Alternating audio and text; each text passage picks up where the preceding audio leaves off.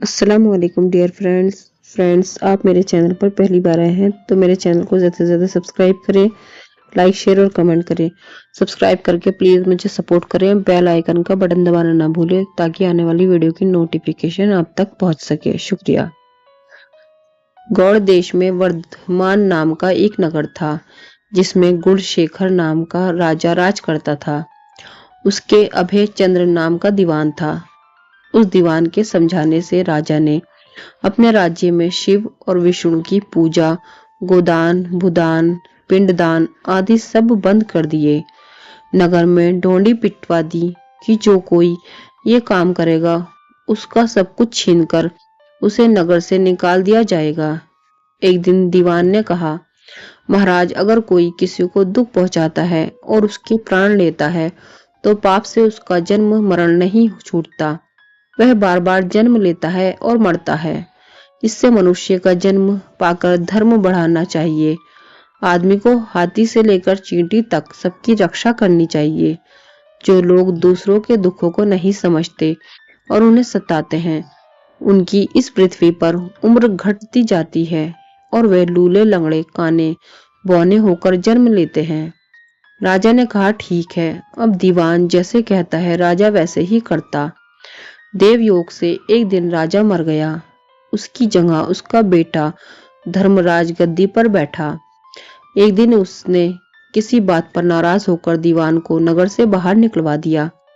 कुछ दिन बाद एक बार वसंत ऋतु में यह इंदुलेखा, तारावली और मृगकवती इन तीनों रानियों को लेकर बाग में गया। वहां जब उसने इंदुलेखा के बाल पकड़े तो उसके कान में लगा हुआ कमल उसकी जांघ पर गिर गया। कमल के गिरते ही उसकी जांघ में घाव हो गया और वह बेहोश हो गई। बहुत इलाज हुआ तब वह ठीक हुई। इसके बाद एक दिन की बात है कि तारावली ऊपर झूले में सो रही थी। चांद निकला। जैसे ही उसकी चांदनी तारावली के शरीर पर पड़ी, फफोले उठ गए। कई दिन के इलाज के बाद उसे आराम हुआ। इसके बाद एक दिन किसी के घर में मूसलों से धान कूटने की आवाज हुई। सुनते ही मृगाकवती के हाथों में छाले पड़ गए। इलाज हुआ तब जाकर ठीक हुए। इतनी कथा सुनाकर बेताल ने पूछा, महाराज बताइए, इन तीनों में सबसे ज्यादा कोमल कौन थी?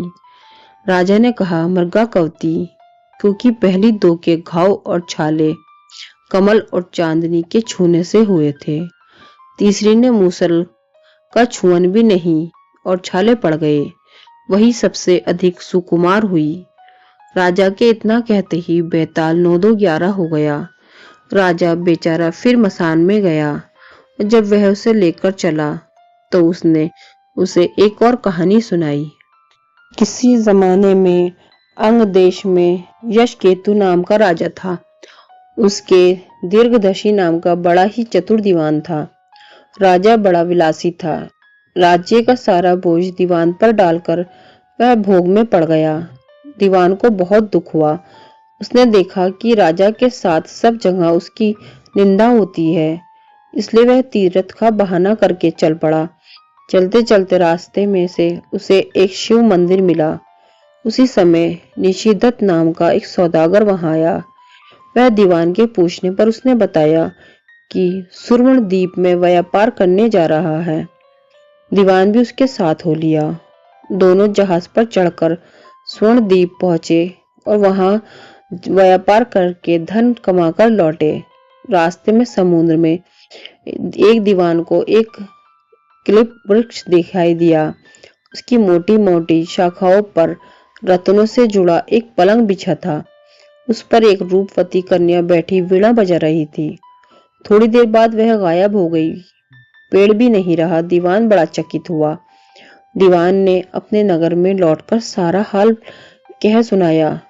इस बीच इतने दिनों तक राज्य को चलाकर राजा सुधर गया था। उसने विलासिता छोड़ दी थी। दीवान की कहानी सुनकर राजा उस सुंदरी को पाने के लिए बेचैन हो उठा और राज्य का सारा काम दीवान पर सौंपकर तपस्वी का भेष बनाकर वहीं पहुंचा। पहुंचने पर उसे वही क्लप वृक्ष और वीणा बजाती कन्या दिखाई दी। उसने राजा से पूछा, तुम कौन हो? राजा ने अपना परिचय दे दिया। कन्या बोली, मैं राजा मृगसेन की कन्या हूँ। मृगावती मेरा नाम है। मेरा पिताजी मुझे छोड़कर ना जाने कहाँ चले गए हैं। राजा ने उसके साथ विवाह कर लिया। कन्या ने यह शर्त रखी कि वह हर महीने के शुक्ल पक्ष और कृष्ण पक्ष की चतुर्दशी और अष्टमी को कहीं जाया करेगी और राजा उसे रोकेगा नहीं। राजा ने यह शर्त मान ली। इसके बाद कृष्ण पक्ष की चतुर्दशी आई तो राजा से पूछकर मृगावती वहां से चली। राजा भी चुपचाप पीछे पीछे चल दिए। अचानक राजा ने देखा कि एक राक्षस निकला और उसने मृगावती को निगल लिया। राजा को बड़ा गुस्सा आया और उसने राक्षस का सिर काट डाला। मृगावती उसके पेट से जीवित निकल आई। राजा ने उससे पूछा कि यह क्या माजरा है, तो उसने कहा, महाराज, मेरे पिता मेरे बिना भोजन नहीं करते थे। मैं अष्टमी और चतुर्दशी के दिन शिव पूजा यहाँ करने आती थी। एक दिन पूजा में मुझे बहुत देर हो गई। पिता को भूखा रहना पड़ा। देर से जब मैं घर लौटी तो उन्होंने गुस्से से मुझे शाप दे दिया कि अष्टमी और चतुर्दशी के दिन जब मैं पूजन के लिए आया करूंगी तो एक राक्षस मुझे निगल जाया करेगा और मैं उसका पेट चीर कर निकला करूंगी। जब मैंने उनसे शाप छुड़ाने के लिए बहुत अनुनय किया तो वह बोले, जब अंग देश का राजा तेरा पति बनेगा और तुझे राक्षस से निगलते जाते देखेगा तो वह राक्षस को मार देगा, तब तेरे शाप का अंत होगा। इसके बाद राजा उसे लेकर नगर में आया और दीवान ने यह देखा तो उसका हृदय फट गया और वह मर गया। इतना कहकर बेताल ने पूछा, हे राजन, यह बताओ कि स्वामी की इतनी खुशी के समय दीवान का हृदय फट गया। राजा ने कहा कि इसलिए कि उसने सोचा था कि राजा फिर स्त्री के चक्कर में पड़ गया और राज्य की दुर्दशा होगी। राजा का इतना कहना था कि बेताल फिर पेड़ पर जा लटका। राजा ने वहां जाकर फिर उसे अपने साथ लिया तो रास्ते में बेताल ने कहानी शुरू की। बनारस में देव स्वामी नाम का एक ब्राह्मण रहता था। उसके हरिदास नाम का पुत्र था। हरिदास की बड़ी सुंदर पत्नी थी, नाम था लावण्यवती। एक दिन वे महल के ऊपर छत पर सो रहे थे कि आधी रात के समय गंधर्व कुमार आकाश में घूमता हुआ उधर से निकला। वह लावण्यवती के रूप पर मुग्ध होकर उसे उड़ाकर ले गया। जागने पर हरिदास ने देखा कि स्त्री नहीं है तो उसे बड़ा दुख हुआ और वह मरने के लिए तैयार हो गया। लोगों के समझाने पर वह मान गया, लेकिन यह सोचकर कि तीर्थ करने से शायद पाप दूर हो जाए और स्त्री मिल जाए, वह घर से निकल पड़ा। चलते चलते वह किसी गांव में एक ब्राह्मण के घर पहुंचा। उसे भूखा देख ब्राह्मणी ने उसे कटोरा भरकर खीर दे दी और तालाब के किनारे बैठकर खाने को कहा। हरिदास खीर लेकर एक पेड़ के नीचे आया और कटोरा वहां रखकर तालाब के में हाथ मुंह धोने लगा। इसी बीच एक बाज किसी सांप को लेकर उसी पेड़ पर आ बैठा और जब यह उसे खाने लगा तो सांप के मुंह से जहर टपक कर कटोरे में गिर गया। हरिदास को कुछ पता नहीं था, वह उस खीर को खा गया। जहर का असर होने पर वह तड़पने लगा और दौड़ा दौड़ा ब्राह्मणी के पास आकर बोला, तूने मुझे जहर दे दिया। इतना कहने के बाद हरिदास मर गया। पति ने यह देखा तो ब्राह्मणी को घातिनी कहकर घर से निकाल दिया। इतना कहकर बेताल बोला, राजन बताओ कि सांप, बाज, ब्राह्मणी इन तीनों में अपराधी कौन है? राजा ने कहा, कोई नहीं। सांप तो इसलिए नहीं क्योंकि वह शत्रु के वश में था। बाज इसलिए नहीं कि वह भूखा था, जो उसे मिल गया उसी को वह खाने लगा। ब्राह्मणी इसलिए नहीं कि उसने अपना धर्म समझकर उसे खीर दी थी और अच्छी दी थी। जो इन तीनों में से किसी को दोषी नहीं कहेगा वह स्वयं दोषी होगा। इसलिए अपराधी ब्राह्मणी का पति था, जिसने बिना विचारे ब्राह्मणी को घर से निकाल दिया। इतना सुनकर बेताल फिर से पेड़ पर जा लड़का और राजा को वहां जाकर उसे लाना पड़ा। बेताल ने चलते चलते नई कहानी सुनाई। अयोध्या नगरी में वीर केतु नाम का राजा राज करता था।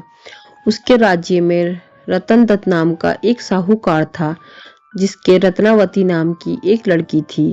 वह सुंदर थी।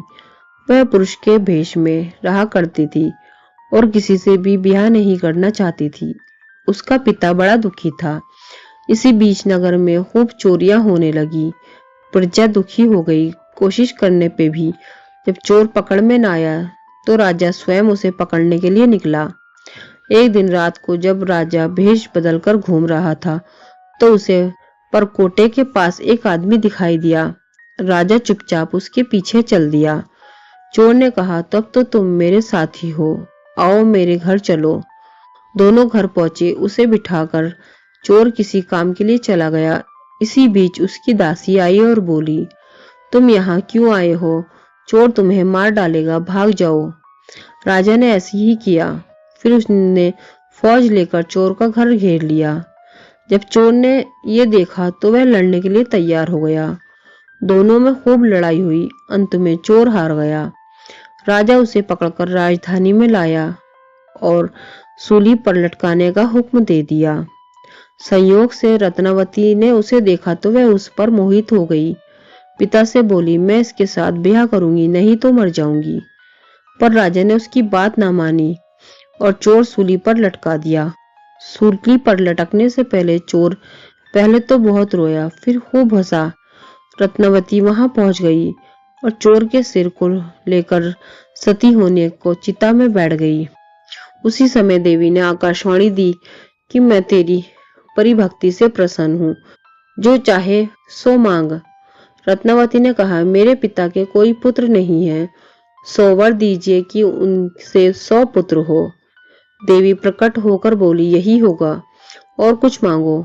वह बोली, मेरे पति जीवित हो जाए। देवी ने उसे जीवित कर दिया। दोनों का विवाह हो गया।